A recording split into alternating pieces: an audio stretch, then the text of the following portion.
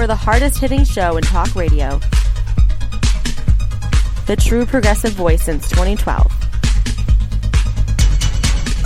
This is Southpaws.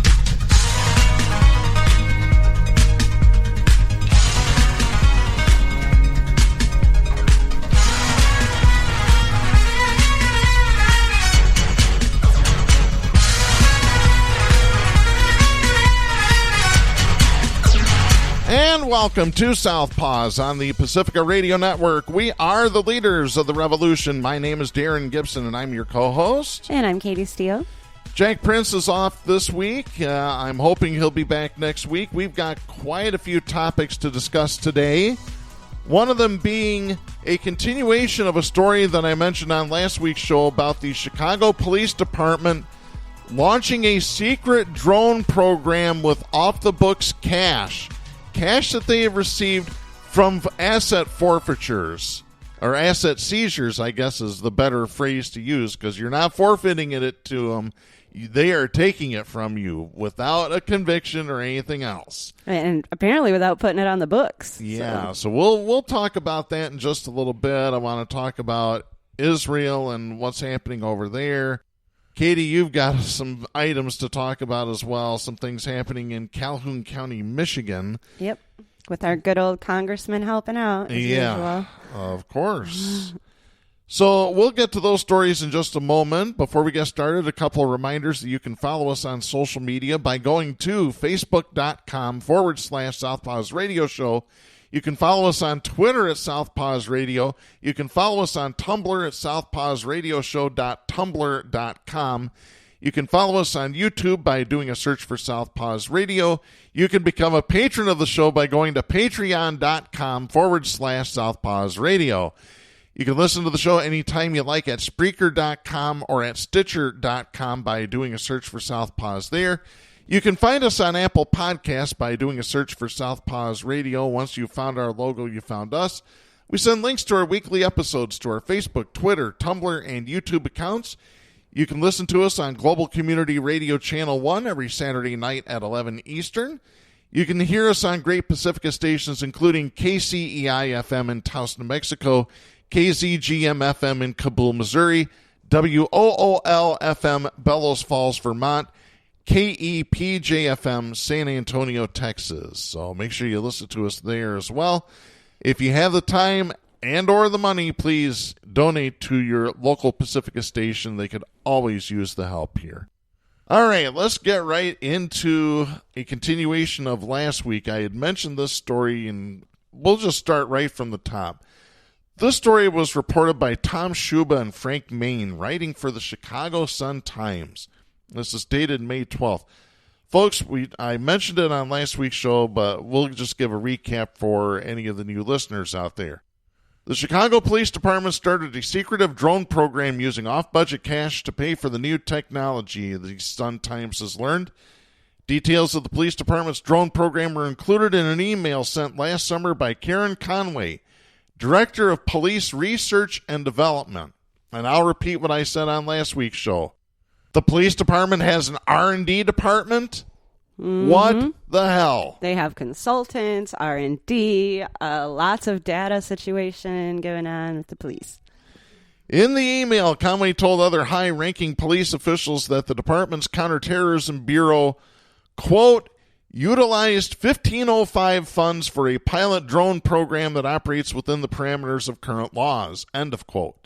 In an email to former Deputy Superintendent Barbara West and the police department's risk manager, Michelle Morris, Conway said in the June 12, 2020 email, quote, the drones have been purchased and the Electronic and Technical Support Unit Counterterrorism is in the process of creating a training to start a pilot. Some of the drone uses will be for missing persons, crime scene photos, and terrorist-related issues, end of quote. So what's the 1505 fund? It's made up of forfeiture proceeds, money and other assets seized in connection to criminal investigations. The money is not included in the department's official budget and has reportedly been used in the past to purchase other controversial technology like stingrays. We've talked about stingrays on this show. Basically, a stingray is about the size of a briefcase. You turn it on, it mimics a cell phone tower so that the cops can trick phones into transmitting their locations and other information. So, yeah, that's what they do with the stingrays. So here's the thing that I find interesting. We were recently going through and evaluating the budget that they are proposing for 2022 right now. For the city, of Grand Rapids, yes. And so it was a 430-something page document. I went through about 30 pages of it and was just evaluating a small section. And it wasn't directly related to law enforcement.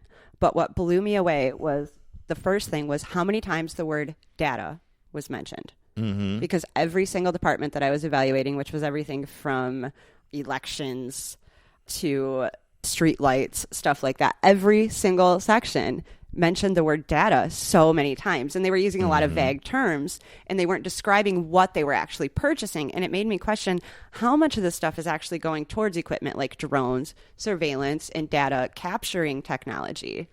And that's actually within this budget. You know, it's a $400 million roundabout $400 million budget for one city. And only a portion of that is allocated to LE, to law enforcement.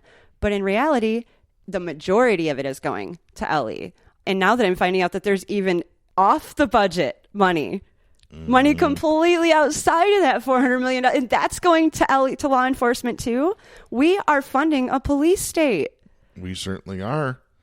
A state law that went into effect in July 2018 requires law enforcement agencies to report seizure and forfeiture information to the Illinois State Police. Over the past 2 years, the department reported taking in seized or awarded assets valued at an estimated $25.9 million. Hold on, back up a quick sec. They're supposed to report their own asset seizures to themselves? They're supposed to, Chicago PD is supposed to report to the Illinois State Police. But they're all themselves. I mean, they work together. When we go out in a protest, they send in the state and the city cops, and they are working together. These and are the friends. County yes. And all the others surrounding. Oh, that is such a joke. Yeah. That haul stems from investigations into alleged drug crimes and money laundering, but the reports don't give the full scope of the department's take because details about seized vehicles are redacted. So what? They don't even know like what make or model was seized? It's redacted. This is so bad. I've talked before. The cops know, but the media doesn't. Wow. Yep. That's not how it works in Michigan, by the way. We'll get to Michigan in just a moment. I've seen abandoned and vehicles on city budgets and whatnot, commission budgets that were identified. So the reports state that roughly $7.7 million was spent over that period on operating expenses, witness protection, informant fees, and controlled drug buys, as well as travel, meals, conferences, training, and continuing education. The spending isn't itemized, but the reports state that operating expenses can cover vehicles, guns, and equipment such as drones. Nice. So cops don't have to pay for their cars, their guns, their college, their drugs. Mm-hmm. Nothing. Or their hookers. I mean, we fund all of that for the police, and then their only job is to arrest us. This is a great plan we have going here. Yeah. Conway's message about the drone program was among a cache of hacked city emails that were leaked online last month by Distributed Denial of Secrets, a transparency nonprofit likened to WikiLeaks. They really did liken to WikiLeaks. Other emails show the Chicago Fire Department owns drones worth at least $23,000, though a spokesman clarified on Wednesday that it hasn't yet earned permission to start a drone program. Oh, Darren. Mm-hmm. Darren, why does the news always do this to me? First of all, why? Okay, if somebody goes and releases information like emails that show that our city officials are fraudulently hiding or stealing our money, why must they always attribute them to the nefarious WikiLeaks, which they have to attribute to the nefarious Russia? Mm-hmm. Which none of that actually is true. None of it. Well, we've got the email here. The Chicago Sun-Times printed the entire email. Again, this is Karen Conway writing to Michelle D. Morris and Barbara West. Says, below is the progress that R&D has made on the timeline in red. Attached is the revised directive and research on star chase and engine stop technology. We are still gathering information on drones, and we are still working with OEMC on their special order and training protocols for our policy. Engines, I'm sorry to interrupt you, but engine stop technology, they're going to shut your car down on you? If you're running from the cops, they've got technology now. What it is, I've seen this. Newer cars. I've seen this on Inside Edition. What they do is the front of the cop car has this little device, and if you're running from the cops hit this button and it shoots it forward.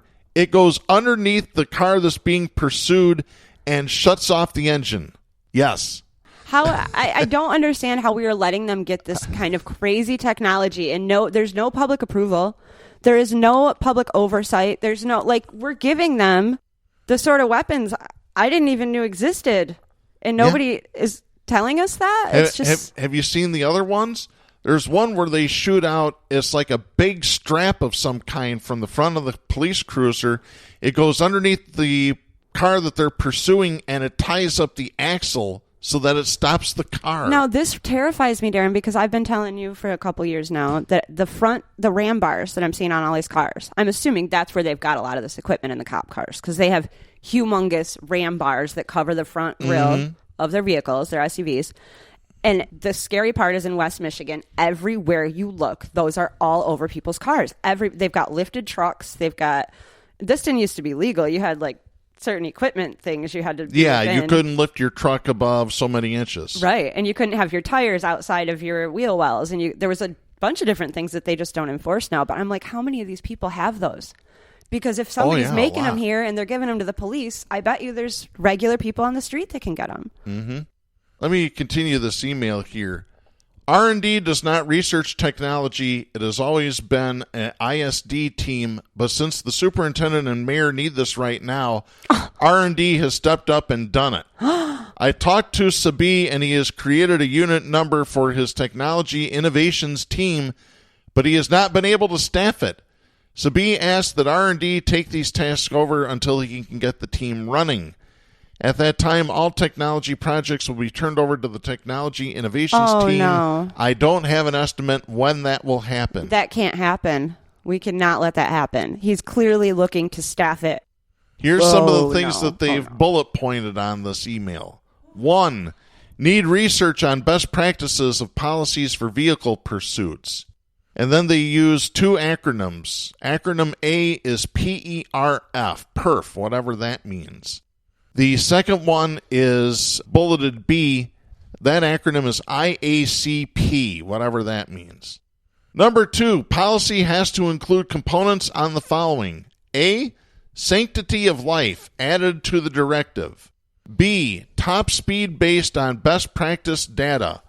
Only Miami has a limit of 15 miles per hour over posted speed limit signs unless circumstances exist.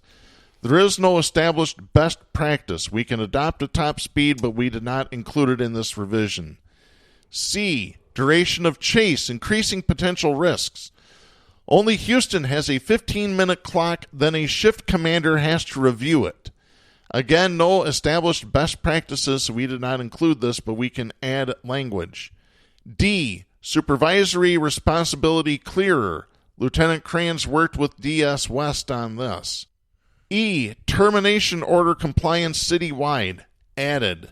F, notification procedure for street deputy for cross-district chases.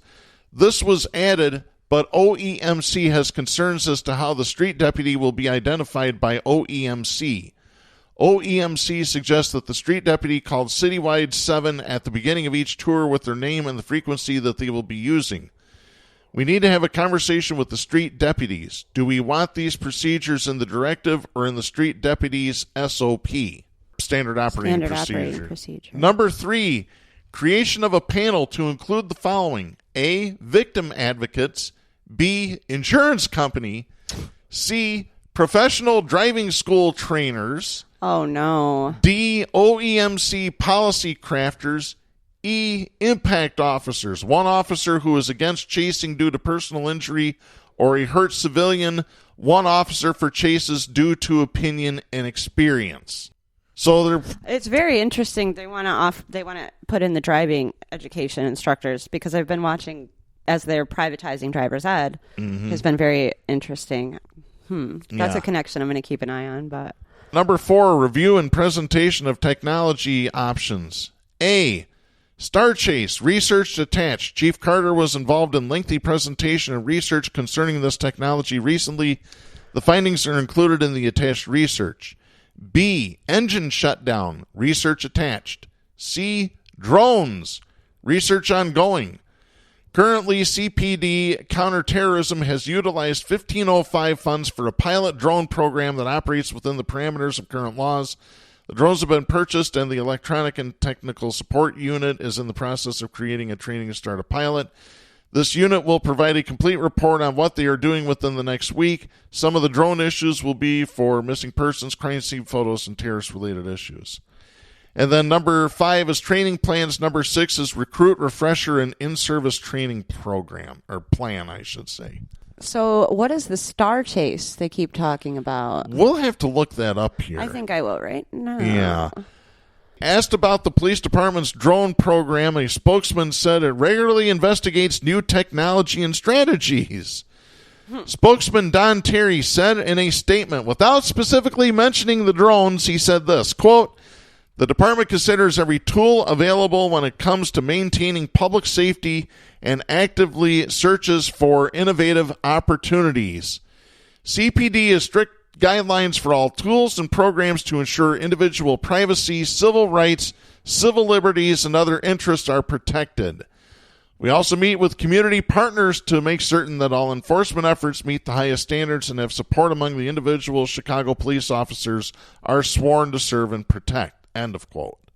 Terry and other spokespeople for the police department and the mayor's office did not respond to specific questions about the emails. Kristen Cabanban, a spokeswoman for Chicago's law department, issued a statement Friday saying city agencies would not answer questions about the contents of the hacked emails. Over the course of multiple emails about the drone program, Susan Lee, the former deputy mayor of public safety, twice noted there were concerns over the expected response from privacy advocates. However, city employees included in the discussions never independently raised alarms over privacy issues. Ed Yanka, spokesman for the American Civil Liberties Union of Illinois, told the Chicago Sun-Times that the emails show the city, quote, continues to pursue the invasive technologies without any public discourse, oversight, or publicly adopted privacy policies, end of quote. So he just undercut spokesman Don Terry's claims there. Yanka added, quote, we should not be surprised. This behavior goes back more than 2 decades when Chicago first began to place surveillance cameras all over the city. To this day, residents of the city have never seen a privacy policy for the use of those cameras, end of quote. In 2018, the ACLU accused former Mayor Rahm Emanuel of being the heavy hand behind legislation in Springfield that would have allowed police officers to use drones equipped with facial recognition technology to monitor protests. This is Big Brother right here, folks. Rahm Emanuel, who is a Democrat. Yep. And everything we see happening there, I would not doubt has already happened here in Grand Rapids. We are a test ground here. I'm seeing that more and more as I start to research this stuff. Yeah. Of the new revelation, Yanka said, quote, given that the city not so long ago sought legislation to permit using drones to surveil public gatherings, including those engaged in First Amendment activity, it is worth questioning its motivations, end of quote. So Star Chase, I did find, is a technology option that the department was considering that would minimize the risk of engaging in chases. Okay, so how does the technology work? Is it the thing that I've seen on previous news shows? It's a mechanism that allows cops to shoot a GPS-equipped dart at a suspect's car. Oh, jeez. So the dart is stuck to your car, and they can track you. Track you. Well, that's safer than chasing, I guess. But that's why they don't want to do it. That's exactly why they're going to go with the other option, because it's far more violent. They always go for the most violent option. I'm going to repeat what I told the listeners last week. I don't know if you've heard this. You know what they do in Japan if you're a fleeing felon? They take a paint gun and they shoot paint at your car. This is paint that's impossible to remove. So you're not going to be able to get rid of it. Yeah. So they can just find you later. I mean, and these are the things these are common sense, logical solutions that we could have maintained privacy and still done a lot of the things we need to do, but they don't want to do that. They want to take our privacy and control all of us. Mm-hmm. Exactly. And violently control all of us, too. Yes. In a report issued in February lambasting the city's response to the protest and unrest that broke out in the wake of the police killing of George Floyd last year, City Inspector General Joseph Ferguson noted that drones were likely flying overhead at some demonstrations. Yeah, I took probably 100 pictures of the drones that were directly over my head in Grand Rapids, Michigan last summer. They were there every day. They were right over the police department, floating right over the major part of the crowd. When there was cameras already stuck to the side of the police department, they could see every angle. So I really don't know why. Of course, because they just want to. It's a toy. Everything. It's a toy. That's what it comes down to. And they're going to be able to, inside their exoskeleton suits that make them superhuman with, subhuman strength, they're going to have little joysticks inside them so that they can control their drones and all their other weapons. And they'll be completely protected. So, and after, they're stripped of all humanity, after all their training sessions with Grossman, it's going to be just like all the video games they always wanted it to be. Yeah, exactly. On May 30th, the day an early downtown protest devolved into chaos, Ferguson said CPD officials contacted the Illinois State Police, quote, to request its deployment, and ISP made determinations about which resources to deploy, including crowd control teams, K-9 units, videographers, drones, and SWAT teams, end of quote. Ferguson wrote, quote, by ISP's accounting of their deployment in Chicago and their operating procedures, they used videographers and or drone footage to capture records of potential uses of force and arrest. However, a review of ISP's force reporting obligations and compliance was out of the scope of this report, end of quote.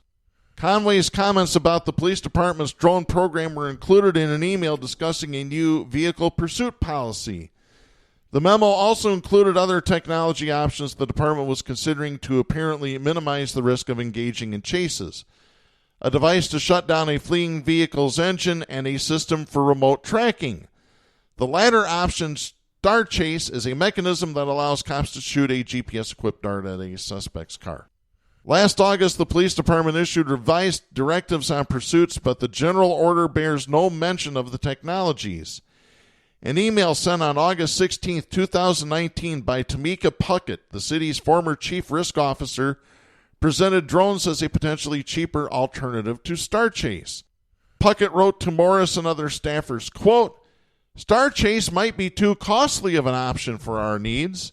If so, then we should research the drone issue, especially the city ordinance, and what changes need to be made to it in order to even consider this an option, end of quote.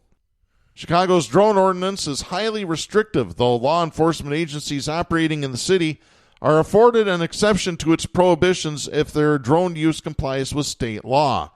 That law allows police to use drones for a variety of purposes, namely countering terrorism, searching for missing persons, photographing crime scenes, and even pursuing crime suspects. While the conversations about drones apparently happened in fits and starts, the high-level correspondence stretched on for months. Many of the emails related to the city's need to purchase drone insurance. Well, always comes back to that insurance company, huh? Mm-hmm. So that's interesting that they're even putting drones in this GPS dart in the same category. Like they're the same, like they can actually have the same end. Yeah. You know what I mean? It'd be much more specific to have a GPS dart on somebody's car that they don't know is there than to try to chase them and see them behind trees and houses. And mm-hmm. In an email chain on that topic dated March 5th, 2020, Lee expressed her intention to hold a meeting, quote, because all three public safety agencies want drones, end of quote. Although her email doesn't name the agencies, Later emails show the police and fire departments ultimately obtained drones. It's unclear whether the Office of Emergency Management and Control also purchased drones. Over the course of those emails, Keith Wilson, a former deputy district fire chief, reported on September 22, 2020, that the department owned 4 drones worth $23,000. 2 days later, Angela Weiss, Lightfoot's senior advisor on public safety policy and operations, told Lee that the fire department planned to use the drones for search and rescue operations. The Chicago Fire Department Foundation, a nonprofit that supports firefighters and paramedics and their families, previously published a blog post last April reporting that Wintrust Financial had donated 3 drones to the fire department. God. Wow. Unbelievable.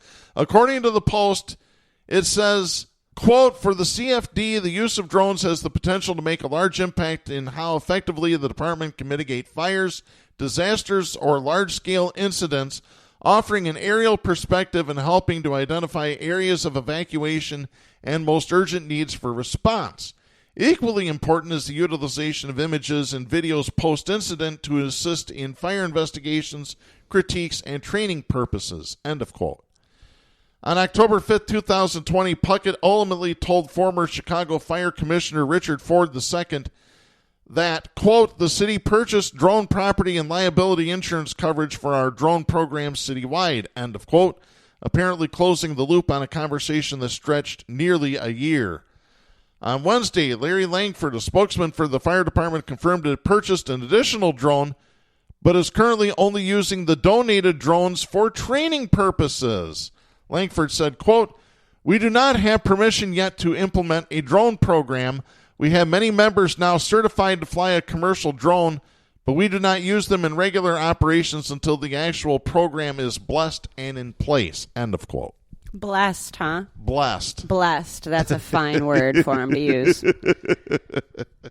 Oh, my. Okay, so the major issue here with drones, there's 2 that I immediately off the top of my head. Number 1 is they collect data, facial recognition data. They can watch where you're going. They can see what you're driving. They can record all of this, put it into computer software, and document it for the rest of your life. Exactly. They know everything you've ever done. And the second thing is that these are currently unmanned and unarmed drones. Currently. But you are giving them to an agency whose job, well, they're convinced their job, is to militarize themselves. Exactly. And commit violence. So do you really think this is a good idea, friends? I mean, they're like, don't worry, it's just a camera. We're just going to take a picture. No, we know better. No. We know better.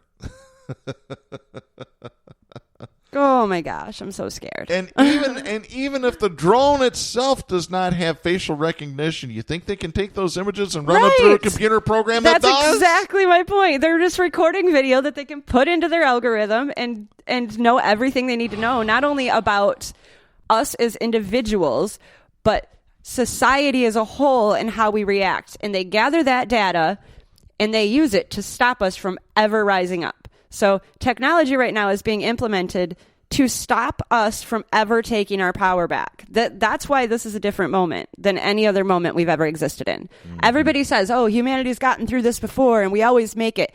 It's different this time. They're stripping us of the humanity, which was the necessary ingredient for people to come together and rise up, and they're taking away our ability to come together and rise up. So either say goodbye or wake up now and do something. Mm-hmm. We really need to do an episode one of these days about the First Amendment. Yeah. Just the whole hour on the First Amendment. Yeah, well, we still have it. Yeah. Oh, Katie, I know you want to talk about a story that appeared at Fox 17 WXMI. Aaron Parsegian writes this. This is out of Albion, Michigan. This is dated May 11th. You mind if I read it? Oh, no, go ahead. 1,500 miles away from the U.S. Mexico border, more than 100 migrant children are sheltering in Albion, Michigan. Star Commonwealth is one of the several intake sites established by the U.S. Department of Health and Human Services to deal with a sharp increase of unaccompanied minors at the border. The situation is starting to impact local law enforcement agencies. Calhoun County Sheriff Steve Hinckley, while testifying in front of members of the House Homeland Security Committee, said, quote, "Let me start off by saying this has been a fantastic relationship. We've had great communication, but this is surrounding funding." End of quote. Okay, so here's the thing. Number one, this is a detention center, okay? It's an all-boys detention center, and I believe it's for certain ages, older boys. It will be, I'm looking for it in the article. Okay, but I believe it was like 8 to 14, but I have to confirm that. So it's just boys in this facility. There are only 3 facilities like this out of the 200-something facilities in the United States. I know that one of them is in Tennessee, one of them is in Michigan, and I'm not sure where the other one is, but I believe it's either Florida or Texas. I would have to confirm that as well. So right now, there are 200 facilities like this. Or, well, not like this, but that includes the foster care. It includes the shelters. It includes all the different emergency intake sites. That doesn't include individual foster care homes. Mm-hmm. So I've always had an issue with this because I knew it was a systematic thing. We're systematically stripping these kids of their culture. But my main issue with this facility right here is that it is a detention center to prison pipeline. These are boys who were taken from most likely their parents, because while they're saying they're unaccompanied, they're not coming to the border unaccompanied. They are coming with somebody, either somebody that needs to get across the border, usually a family member, or with a parent of their own. We are separating them. We're putting the adults in adult detention facilities, and we're sending the kids into foster care, where they either end up in one of these facilities or in a home with a different family. We have no idea how many of them have been adopted yet. We are getting no numbers on how many have actually been reunited with their parents or their family. We do know that a lot of people are being deported without their children, and that there are children that have been adopted to American families already and will never go home.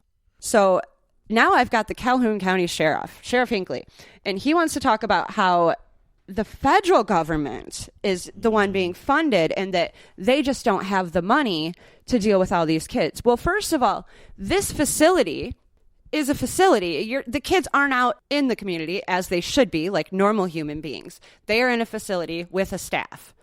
So we don't need to staff it with sheriff. It is not a jail, and it should not be a jail because they haven't done anything wrong. These are innocent kids that are already not with their families. So Hinckley is taking this moment as the community around him, the state, the country, the world is crying and begging to defund his department. And he wants to use this as an excuse to ask for more money. Why? In his own words, because, they might have to bring these kids to juvie. And they don't have the money for that. And what if these kids commit sexual assault? What about your church, officer? Why aren't you doing anything about the sexual assault there? Why would you even consider taking a child who's been stripped from his family to jail? Mm-hmm. And why would you come to us and ask us for money for that? And how is any of this okay to even print and act like this is a normal world, like not a complete violation of human rights and morality? The world we're in right now, the fact that people are focused on other things while Palestine is being set on fire and destroyed, and little kids are being locked up and criminalized, and moms are getting their babies ripped out of their arms. Like, at what point are we going to wake up and go, I don't want to live like this. This isn't the world I want. Mm-hmm. I know. There was a story that I saw, I believe it was Sean King published this. And this deals with what's happening in Israel with the Gaza and everything. It was a kid, I believe he was 14 years old. His younger brother was killed in several years ago. Then his older brother. Then I believe his mother, just this week his dad was killed. So this kid jumped off an 8-story building because he had nobody else. What's happening in Israel is genocide. Period. I don't want to hear excuses. I want it to stop. The best way to do it, we need to stop funding Israel. Now. Yeah. Yesterday, last year, 10 years ago. What in the... Bernie Sanders has introduced legislation to stop the funding right now. It's so hard to even have any encouragement that there's any chance of any of this changing because I feel like there is just such a lack of humanity in the public officials right now. It's just, it's such about party politics that it's just all a movie to them. You know, this isn't even real life. Yeah. I don't think anything is real life anymore. It is very surreal, dystopian. Yeah. And I'm sure I'm probably going to catch flack for it, but I just don't care anymore. I got 2 words. F*** Israel. You heard it here. I'm sick of it. I'm sick of the politicians, sick of the ideologues, religion.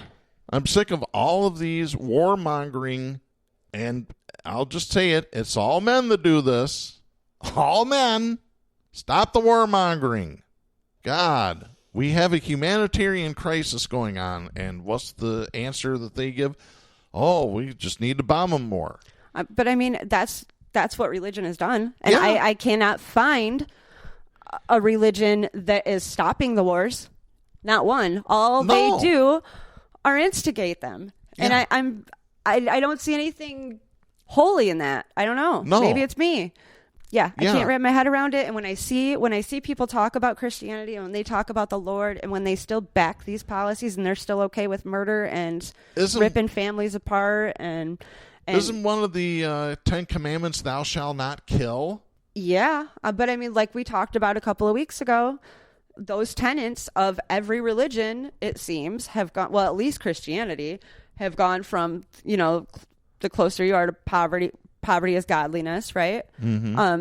Has gone from that to the richer you are, the more valuable you are to God. Yeah. Oh, it's more difficult for a rich man to get into heaven than it is to drive a camel through the eye of a needle. Yeah. Yeah. BS. No, I have arguments with my mom about this because my mom is fully supportive of Israel. She's like, well, the Bible says that's their land. I don't give a f*** what the Bible says. Who wrote the Bible? Please give me this is what I can't handle. They're like, we wrote this book that told everybody exactly how everything is, and now we all just have to believe it. I'll repeat what I've said on this show over the last 9 years. The Bible, the most violent book ever wrote in history. That's what, I mean. Wrote by men to control other men and all women. Yeah. Period. End of story. You're not going to change my mind on it. Religion is the foundation of war. It is. It is. Every time. Since the beginning of time, long before capitalism, there were religious wars. Oh, but it's the Arabs that are starting the wars. Yeah, let me remind you about the Crusades and the Inquisition, folks. Started by Christians. God. All the titles. I'm over it. Like, humanity is the only title we should be loyal to, you know? Some of you people need to stop being ignorant and crack open a history book. Crack open a real history book.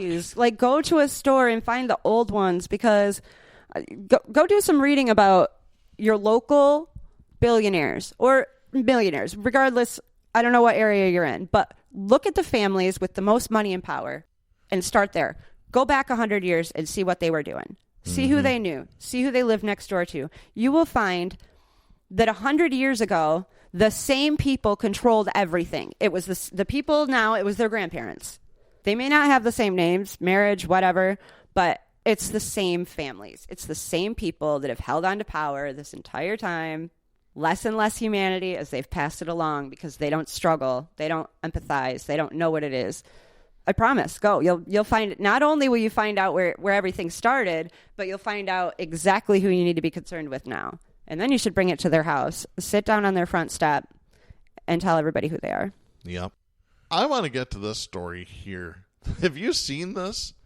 This is the New York Times. Let me read the headline to you. Activists and ex-spies said to have plotted to discredit Trump enemies in the government. Back when Trump was still the president. This article, this is dated May 13th. Listen to this. A network of conservative activists, aided by a British former spy, mounted a campaign during the Trump administration to discredit perceived enemies of Donald Trump inside the government. That is according to documents and people involved in the operations. I believe it. The campaign included a planned sting operation against Trump's national security advisor at the time, H.R. McMaster, and secret surveillance operations against FBI employees aimed at exposing anti-Trump sentiment in the Bureau's ranks. The operations against the FBI, run by the conservative group Project Veritas, were conducted from a large home in the Georgetown section of Washington that rented for $10,000 a month. Female undercover operatives arranged dates with the FBI employees with the aim of secretly recording them making disparaging comments about Trump. The campaign shows the obsession that some of Trump's allies had about a shadowy deep state trying to blunt his agenda, and the lengths that some were willing to go to try to purge the government of those believed to be disloyal to Trump. Central to the effort, according to interviews, was Richard Seddon, a former undercover British spy who was recruited in 2016 by security contractor Eric Prince to train Project Veritas operatives to infiltrate trade unions, Democratic congressional campaigns, and other targets. Yep, I remember hearing that name when we were reading the story about him spying on the Michigan unions. Yep. He ran field operations for Project Veritas until mid-2018. Last year, the New York Times reported that Seddon ran an expansive effort to gain access to the unions and campaigns and led a hiring effort that nearly tripled the number of the group's operatives, according to interviews and deposition testimony. He trained operatives at the Prince Family Ranch in Wyoming. And some of them are right here in our city, and some of them are right there in your city. So remember that. Those are your friends. The left is made up of these people. The efforts to target American officials show how a campaign once focused on exposing outside organizations slowly morphed into an operation to ferret out Trump's perceived enemies in the government ranks. Whether any of Trump's White House advisors had direct knowledge of the campaign is unclear, but one of the participants in the operation against McMaster, Barbara Ledeen, said she was brought on by someone, quote, with access to McMaster's calendar, end of quote. At the time, Ledeen was a staff member of the Senate Judiciary Committee, then led by Senator Charles Grassley, Republican of Iowa. This account is drawn from more than a dozen interviews with former Project Veritas employees and others familiar with the campaign, along with current and former government officials and internal Project Veritas documents.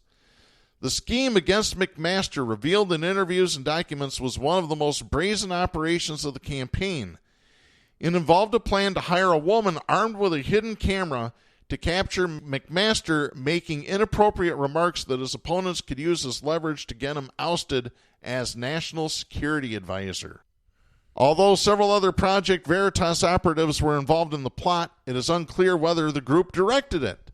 The group, which is a nonprofit, has a history of conducting sting operations on news organizations, Democratic politicians, and advocacy groups. I mean, and Betsy's husband has a, history of being involved in these sorts of Watergate-type situations. You're talking about Betsy's husband or her brother? No, actually, Betsy's husband, Dickie DeVos. Dickie DeVos is the DeVos family is very much connected to a lot of the NSA advisors of the JFK era and Nixon era. Yeah, let me remind everybody: little Dickie once ran for governor of Michigan, and I campaigned hard against him. Oh yeah, thank the imaginary God he lost. I'll just say that. Yeah. The operation was ultimately abandoned in March 2018 when the conspirators ended up getting what they wanted, albeit by different means. The embattled McMaster resigned March 22nd, a move that avoided a firing by Trump, who had soured on the three-star general. Project Veritas did not respond to specific questions about the operations. On Thursday, James O'Keefe, the head of Project Veritas, called the New York Times article a smear piece. Quote, because the New York Times is losing to Project Veritas in a court of law, it is trying to smear Project Veritas in the court of public opinion. I think the court, like me, may very well be appalled at the New York Times' continued pattern of defamation of Project Veritas, end of quote. He also released a video. Project Veritas sued the New York Times for defamation last year over coverage of one of the group's videos. Neither Seddon nor Prince responded to requests for comment. McMaster declined to comment as well. When confronted with details about her involvement in the McMaster operation, Ledeen insisted that she was merely a messenger, saying, quote, "I am not part of a plot," end of quote. Oh, my. And I'll just stop there. It's a very lengthy read. Yeah, I'm going to definitely have to dig into that later. I had not seen that one yet. Wow. One of the people that was involved in this, by the way, and it was exposed on Inside Edition, a former contestant of the reality TV series Survivor. Oh, wow. That is not... Oh, wow. Oh, wow. Yeah. This is why I don't watch reality TV, because I don't want to know these people's names. Or as I... Well, the thing is, it's not reality. These are people that know those kind of people. They don't even know They don't know what reality is. Oh, my God. Yeah, this is just too much. Yeah, by the way, the training operations apparently took place at the Prince family ranch near Cody, Wyoming. Which, yeah, it's not in the same area as the Cheney family's ranch, is it? I'm sure they've got all sorts of ranches over there. I believe that is why he ended up going towards Wyoming. With that connection. Well, Wyoming, Montana, that's all red country out there. So. Oh, yeah, all big oil, but... Yeah. I'll look it up really quick. I just want to see the proximity. Yeah. There's something I want to mention here that's kind of happening locally. This is Lindsay Moore writing for MLive and the Grand Rapids Mess, as I call it. Republican Tudor Dixon announced her candidacy for Michigan's 22 gubernatorial race on Thursday. The conservative media personality, I'm using personality in quotes, air quotes here that you can't see, rolled out her campaign after a new nonprofit called Tudor Dixon for Governor, Inc. was formed on April 14th, according to state business records. Typically, the first paperwork candidates file as campaign finance paperwork with the Secretary of State. Candidates are required to form a committee within 10 days of receiving a contribution or making an expenditure. The Secretary of State has no record of a campaign finance committee for Dixon as of Thursday. Dixon, who lives in West Michigan, is a former steel industry sales executive, according to her campaign website. She works as a conservative commentator and anchor of her weekly program on Real America's Voice, an online news and entertainment network founded in 2018. I'm not going to mention the name of her program because she doesn't need any more publicity than what she's already gotten. I want to know what steel company she worked for. Oh, I'm sure it's probably on her LinkedIn profile.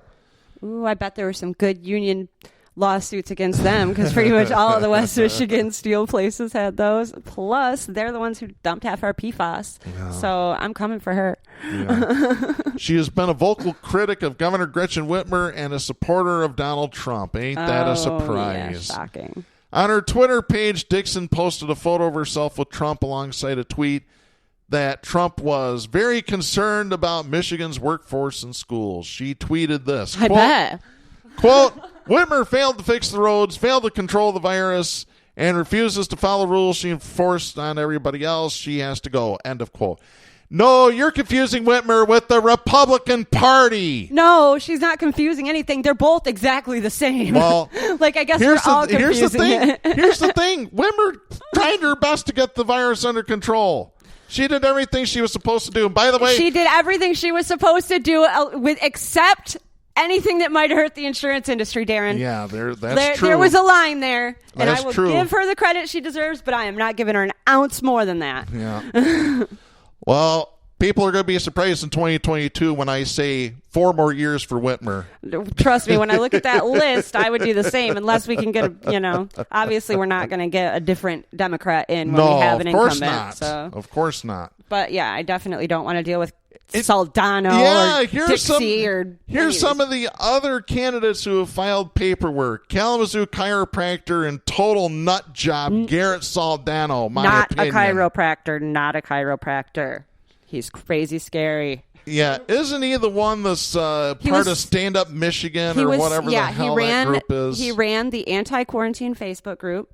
That got shut down by Facebook. Yes, he started all of that hype, but he was also selling fake vaccines. Like, if you go, there are YouTube videos of him. It is creepy. This guy is scary. We don't want him. Another candidate, Allendale Township Planning Commissioner Ryan Kelly, who we've talked about on this show. He was at the Capitol on January 6th. He supported the Confederate statues in Allendale. He comes from a powerful family that we do not want in power. Other candidates include Austin Cheng, who I have no idea who that is, Ralph Rebant, who I have no idea who that is, and Bob Scott, again, don't know who that is. I'm just laughing really hard because they're flooding this race, which is a completely Democratic tactic when they have a candidate that they're really worried about. Like, that's what the party did to me. Now, here's some of the other names that have not filed, but they're being bantied about by pundits.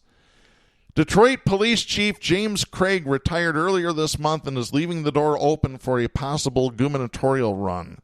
God forbid that man ever becomes governor. Other notable names that might be entering the race: former two-time failed U.S. Senate candidate John James, the helicopter pilot with the smile. Oh, I can't stand his wife either. Oh, same. Yeah. Former congressional candidate Lena Epstein, attorney Matthew Schneider, and Republican National Committee Chair Ronna Romney McDaniel, which related to Mittens, related to George Romney, who used to be the governor of the state, who pretty much tanked the state as governor. One candidate not mentioned in the MLive article, but Wood TV talked to him about it, is Pete Hoekstra, the former congressman. God forbid he gets in too. God, could you imagine having Rick Albin as his spokesman again? That because Rick, for those of you that are wondering who we're talking about, Rick Albin is the local political reporter for Wood Television here in Grand Rapids, Michigan. He worked at Wood TV. When Pete Hoekstra got elected to office, he became Hoekstra's mouthpiece.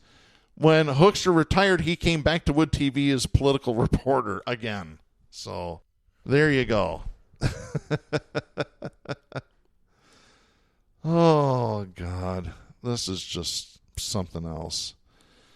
I got one final story I want to get to. This is Inside Radio, the trade publication that I like to run stories from every so often. They're owned by Tegna, which is the parent company of WZZM locally in Grand Rapids. They own a whole bunch of TV stations. This is dated May 17th. The state of local news continues to have the attention of Congress, where a bill has been introduced that would create a 13-member commission to examine and report on the factors contributing to the demise of local journalism and what policies and proposals could be embraced to reinvigorate local news. Oh, no. Sponsors of the legislation introduced last week in the House and Senate say local newsrooms have been pushed to the brink by a confluence of forces, from industry consolidation to the migration to digital to the rise of social media and the COVID-19 crisis. Oh, wow. That's kind of a stretch. All right. Well, not really. But those things have affected every single agency, organization, and person on earth. You know what I mean? Senator Michael Bennet, Democrat of Colorado, said, quote, "I'm concerned that if we do not take action soon, we could be headed for an America without local news. Oh, my goodness. I hope this legislation will help us find common sense, nonpartisan solutions to support local journalism while preserving the independence vital to the free press." End of quote. Okay. I need your opinion on this. Yeah. Because I think we should support the rise of independent journalism, not local news stations. Now that we have the abilities we do, the technology to work from home, right? Everybody can have their own laptop and get their own journalism degree. I mean, you literally can do it by yourself, and you can have the equipment to broadcast from your house and reach anybody you want. You might not have the best equipment, right? But you can go live stream and reach anybody you want. And I would rather have honest, unbiased news from real people than to have a professional weatherman in a nice suit who everybody in town knows his name, and I know that's how they market the local news thing, but I just think the news itself, the information, is what we need to focus on being important. They're skewing that hardcore with this. Believe me, I can relate to the not so good equipment as we've been having issues this morning here. But this is podcast status too, which is a little harder. We could totally do this on Facebook Live, you know what I mean, and give people the information, which if we had to, that's the most important part, is getting the info out. Let me continue reading this article here. The proposed Future of Local News Act points to Pew data showing newsroom employment, including radio, declined by roughly 25% between 2008 and 2018. The plunge was worse at local newspapers, where Pew says 47% of the newsroom staff lost their jobs, as 2,100 local print outlets have gone out of business since 2004. The result is more than 200 counties in the United States have no newspaper at all. But we have social media, which is a newspaper now. Mm-hmm. Like, let's utilize it correctly, is my point. You want to know, here's the start. You don't need a congressional proposal. You don't need a panel to study this. Or a panel. Do you know why you don't need a panel to study this? Because 30 years ago, I wrote my senior thesis about this very topic. Consolidation of ownership in the media. I said it was going to kill this industry. It has. All you got to do is look at WZZM since 1985, when Price Communication. And by the way, I'll once again say it. I've said it on this show before. I hope Bob Price is roasting on a spit in hell for what he has done to journalism. Junk bond dealer.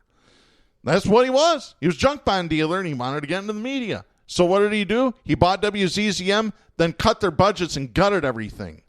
This is what happens when you have consolidation of the media. But this is what they wanted to happen, because the consolidating folks at the top who are consolidating it, they're doing it so that we don't know that they've already got all the resources and they're about to make off with them. It's all about hiding that fact. So, yeah. The solution is simple.